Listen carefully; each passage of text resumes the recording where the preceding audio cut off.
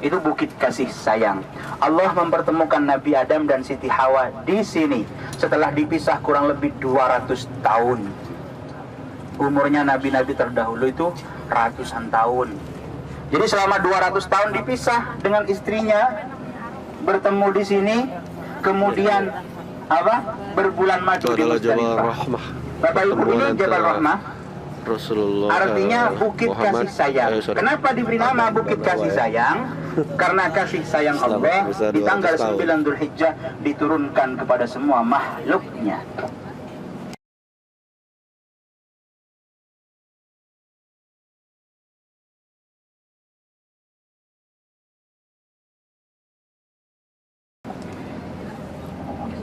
Nah, Bapak Ibu, di sini perlu saya sampaikan, bagi yang turun nanti, kalau ada orang Arab menawarkan foto langsung jadi, sebaiknya jangan mau. Ya, kalau mau difoto, kasih tanda 1, berarti difoto 1 kali. Dia itu nggak beres, difoto sampai 20 kali.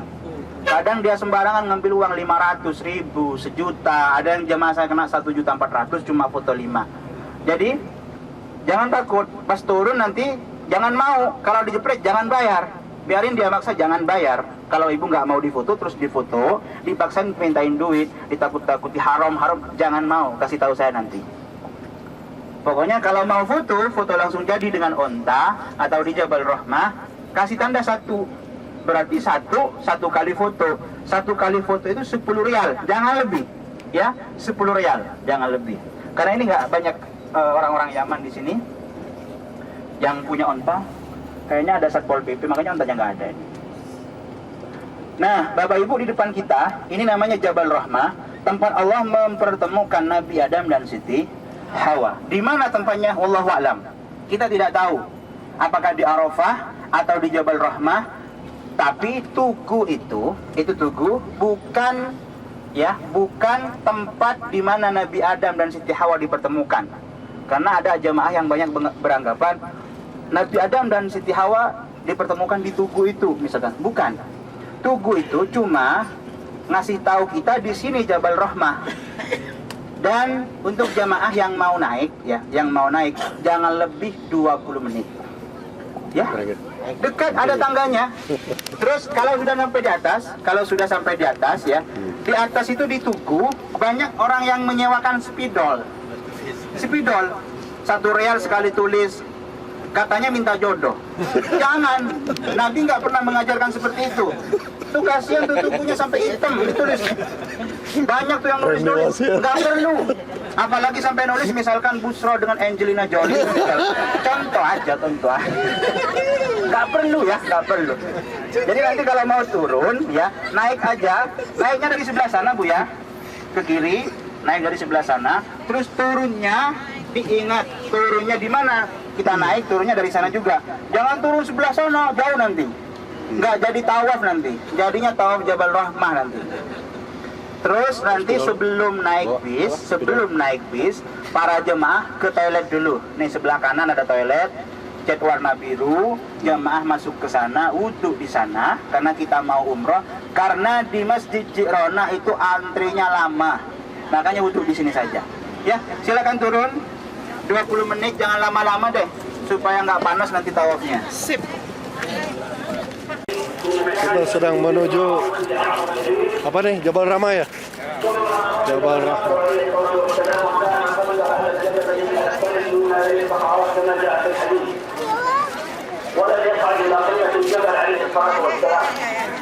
وقف خلف الجبل وجعله امامه بينه وبين القبله وقال ايها الناس وقفت هنا وعرفت كلها موقف.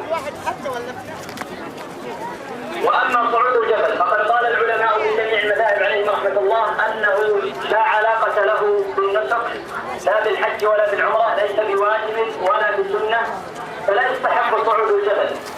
ما اراد ان يصعد للفرصه بدون ان يتكلف فلا شيء في ذلك. يتذكر حجه النبي صلى الله عليه وسلم وينظر الى عرفات والى هذه البقاع المباركه من اعلى فلا باس. واما من اعتقد ان هذا الصعود الى السنه فقد اخطا، فليس هناك Kok cepet? Udah. Tinggi banget. Oh. صعود الجبل ولا اعتقاد البركة في هذا الجبل دون غيره بل هو كما قال العلماء هذا الجبل كسائر أرض عرفة ليس فيه نسية ولا فضيلة وليس له صلاة معينة ولا دعاء معين نبدأ إلى هذا المكان للفرصة وتذكر حجة النبي صلى الله عليه وسلم فلا بأس.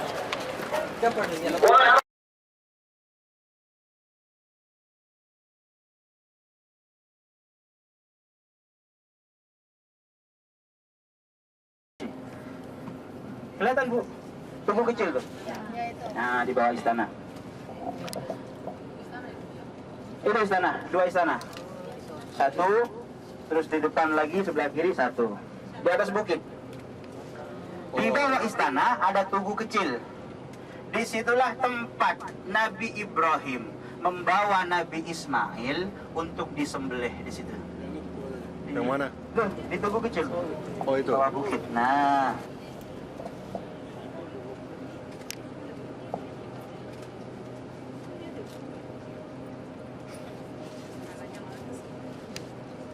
Mantap nih Sudah? juga. Ayo.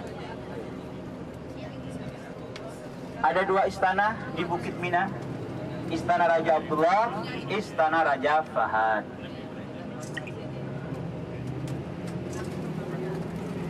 Sudah? Sudah. Saya ulangi lagi. Tadi kita melewati Wadi Muhassir. Dulu ada raja namanya Raja Abraha.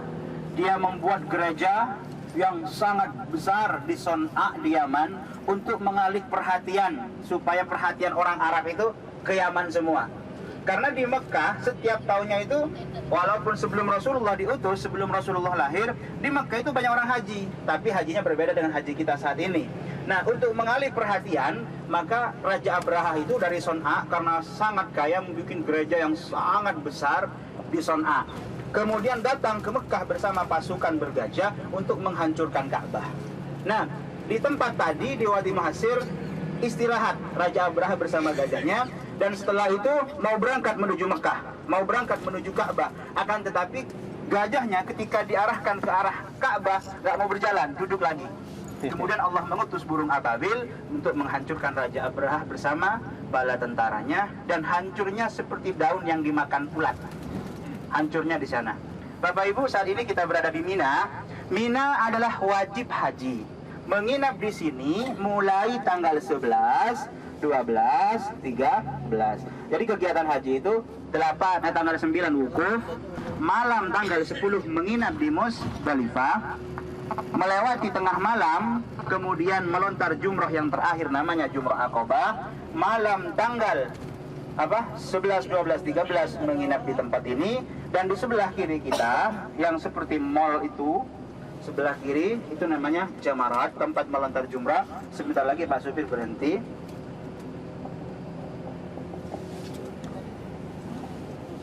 Sebelah kanan kita sejauh mata memandang tenda-tenda Mina. Alhamdulillah. Bapak Ibu, di sebelah kiri itu tempat melontar jumrah. Tuh, ada 4 lantai. Ada 3 jumrah. Jumrah yang paling dekat ke sini, jumrah yang dekat ke kita ini namanya jumrah ula, jumrah pertama. Jumrah yang di tengah namanya jumrah wusta. Jumrah yang terakhir atau jumrah yang lebih dekat ke Makkah, ke arah sana, lebih dekat ke Makkah, namanya jumrah Aqabah.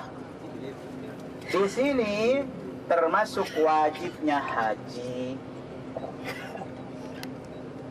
Nah, di tenda ini pakai AC, Bapak Ibu, itu di bawah. Di tendanya pakai AC. Nanti kita cerita-cerita deh tentang haji.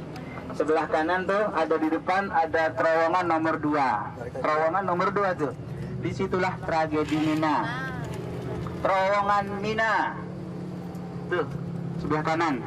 Terowongan nomor 2. Tragedi Mina tahun berapa itu, Pak? Ada yang haji dulu? Tahun 91 ya? Tahun 91. Saya baru kelas 1 SD 91 itu. Sudah? Nah, sebentar lagi kita akan memasuki terowongan Mina, tapi bukan terowongan Mina yang tragedi Mina tahun 91 itu bukan. Itu Istana Raja kelihatan dari sini, di atas bukit tuh. 2 istana. Wah, keren. Di Mekah ada 3 istananya. Di Madinah ada 1, di Jeddah ada 1, di Riyadh ada, di Taif ada. Istana Raja Saudi itu di beberapa tempat ada istana. Yang di Mina itu istananya mewah di atas bukit, dan menurut cerita di situ ada terowongan yang tembus ke istana yang di depan Masjidil Haram, khusus raja-raja. Wallahu a'lam. Yang paling megah ada di Jeddah, pulau buatan di tengah laut 5 km. Di depan istana ada air mancur, termasuk salah satu air mancur tertinggi di dunia, 250 meter tingginya. Besok kita ke Jeddah, jalan-jalan, kita mampir di Istana Raja lewat mimpi ya.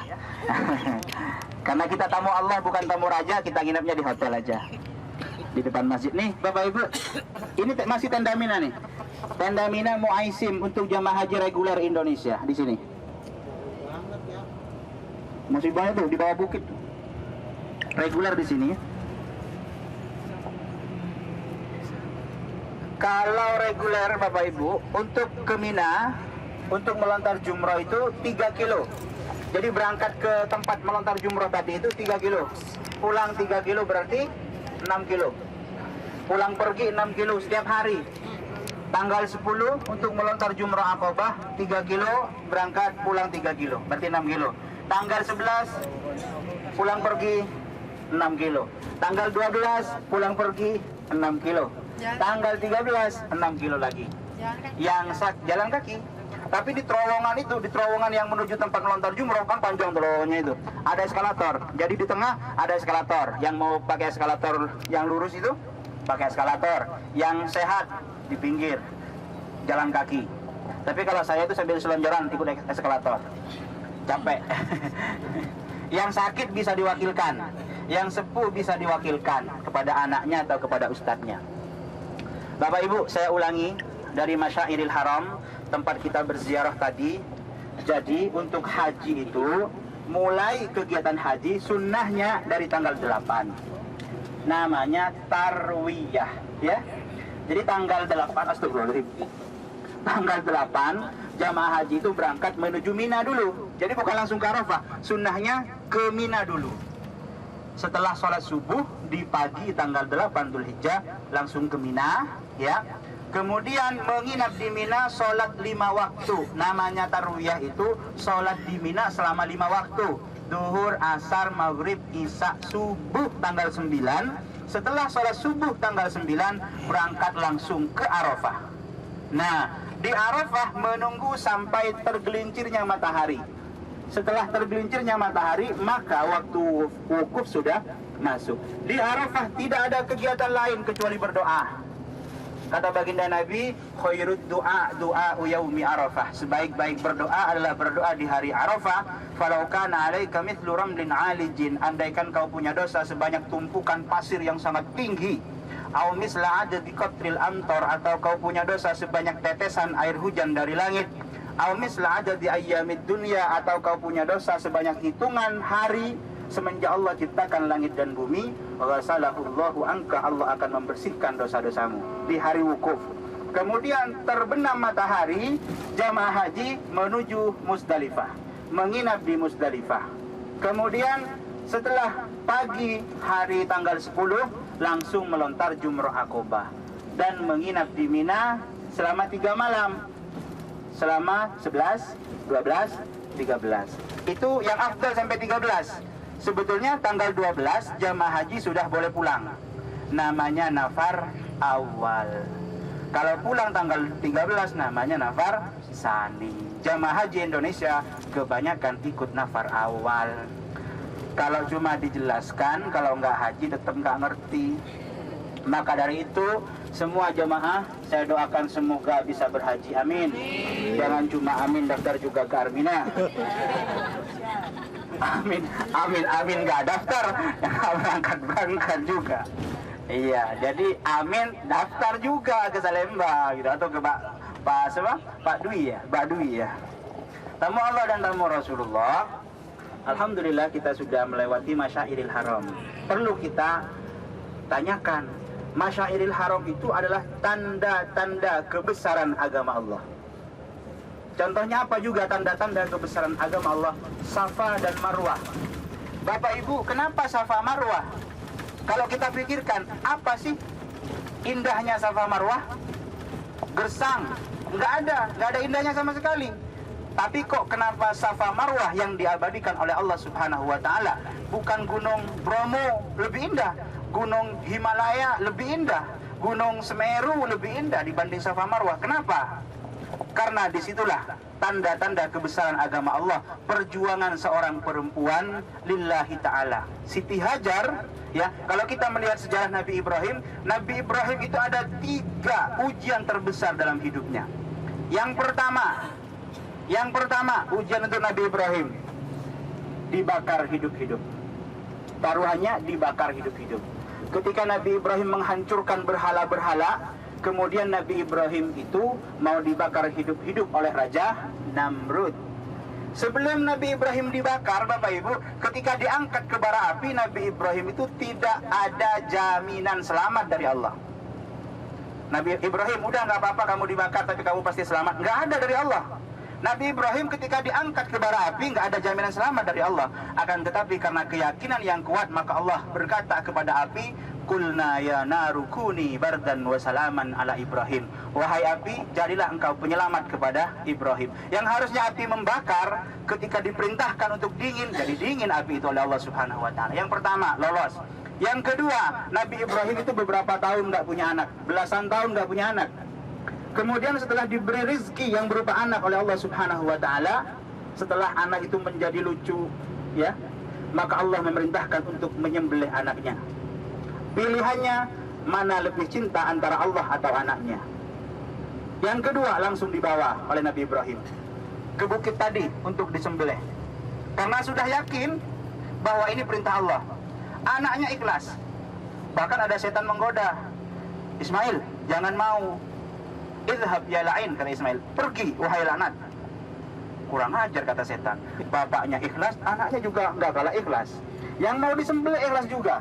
Yang kedua, kemudian Allah menggantinya dengan kambing domba. Yang ketiga, Bapak Ibu sekalian, tamu Allah dan tamu Rasulullah. Setelah itu Nabi Ibrahim diperintahkan oleh Allah Subhanahu wa Ta'ala, ya, meletakkan keluarganya di bukit yang tandus, yaitu di Mekah, di sekitar Ka'bah. Di dalam Al-Quran disebutkan, Rabbana inni askantu min dzurriyyati biwadin ghairi dzi zar'in 'inda baitikal muharram. Siti Hajar dan anaknya Nabi Ismail itu diperintahkan ditinggalkan di kota Mekah. Makanya Nabi Ismail nangis di depan Ka'bah. Siti Hajar yang cari air. Kemudian malaikat Jibril datang, dan air itu bukan yang menemukan Siti Hajar harusnya orang berusaha itu kan yang berusaha yang dapat secara akal. Tetapi Siti Hajar yang berusaha sa'i Safa Marwah, akan tetapi Allah memberikan hasil di depan Ka'bah, di dekat Nabi Ismail. Disitulah perjuangan Nabi Ibrahim. Nah, ketika kita selesai tawaf, Bapak Ibu, kita selesai tawaf 7 kali. Kita sholatnya di mana? Di belakang makom Ibrahim. Kita sholat sunnah di mana? Belakang makom Ibrahim. Makom itu apa? Telapak kaki. Apa hikmahnya? Maknanya apa kita sholat di belakang telapak kaki? Allah memerintahkan kita ikuti jejak langkah Nabi Ibrahim. Semuanya karena Allah. Jadi kita sholat di belakang makom Ibrahim. Maknanya kita diperintahkan oleh Allah untuk mengikuti keikhlasan Nabi Ibrahim. Semuanya untuk Allah. Bukan seperti kita yang sisa-sisa untuk Allah. Apalagi ada amal masjid, ada kotak amal jalan, lihat dulu gambar Patimura, gambar King Kong, gambar apa gitu.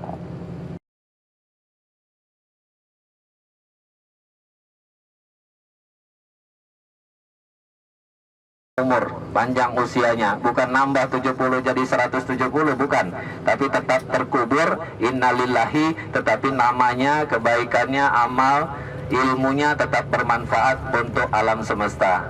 Ya, itu pohon Soekarno. Jadi ada orang Indonesia Orang Arab semua bisa bahasa Indonesia hampir rata-rata karena orang Indonesia rajin belanja, ya. 10.000, 10.000, 100.000. Yang diingat cuma itu aja, 100.000, 10 real. Ya, baik. Mohon maaf lahir batin apabila ada salah ucap, salah sikap, salah perilaku. Kebesaran hanya milik Allah semata. Silahkan menikmati perjalanan. Kita nikmati betul-betul proses kita umrah kedua. Umrah pertama mungkin agak terburu-buru. Umrah kedua ini saya harapkan kita betul-betul menikmati prosesnya. Ya, yang penting prosesnya. Untuk hasilnya biarkan Allah yang menentukan. Kita nikmati betul prosesnya. Subhanallah walhamdulillah wala ilaha illallah wallahu akbar. Wala haula wala quwata illa billahil aliyul azim. Kita nikmati betul, insya Allah masuk ke dalam hati. Wabillahi taufiq wal hidayah. Wassalamualaikum warahmatullahi wabarakatuh.